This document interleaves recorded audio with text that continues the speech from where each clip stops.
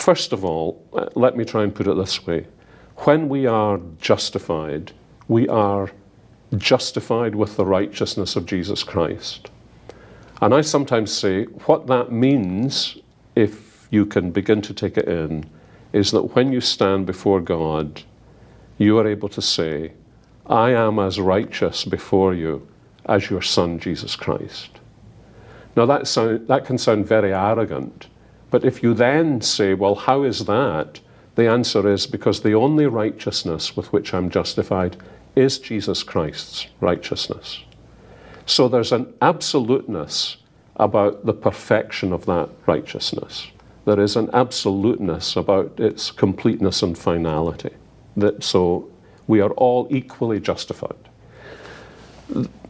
The New Testament also teaches that God assesses us as we actually are. And so, for example, Paul says in 2 Corinthians 5, we must all appear before the judgment seat of Christ to receive what is due to us for what we have done in the body. And a number of New Testament passages that indicate, yes, there will be an assessment of our lives. Paul, for example, looks forward to receiving the crown of righteousness. So he knows he is justified, but he's looking forward to receiving the crown of righteousness. And I think one might say that every believer may look forward to the crown of righteousness, but each crown may be differently shaped.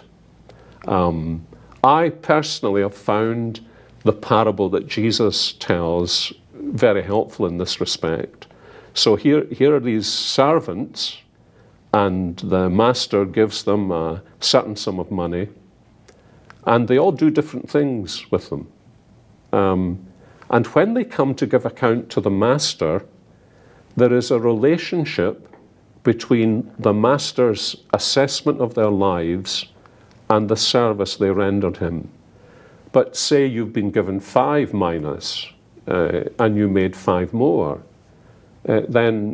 so what's the assessment? Well, he says, how about me making you mayor of 10 cities? That's the language Jesus uses, putting people in charge of 10 cities.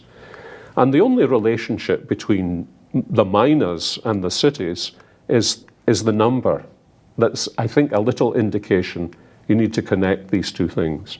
But what really strikes me is that the result of the assessment is out of all proportion to any service the individual renders.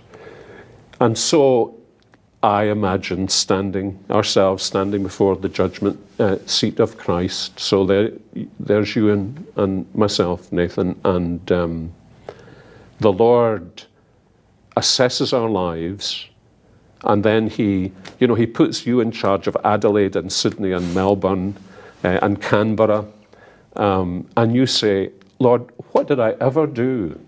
I mean, I know I did great things for Ligonier, but what did I ever do to deserve this?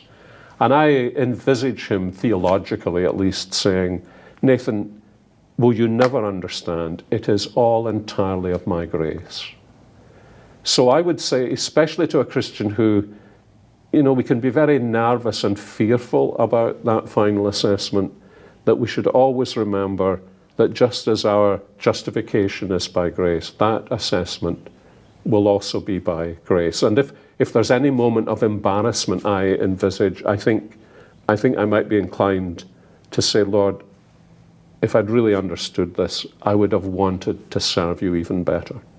So it's grace from beginning to end. But like the question about why then do we pray, remember what Paul says, I worked harder than everyone else, but it was the grace of God working in me.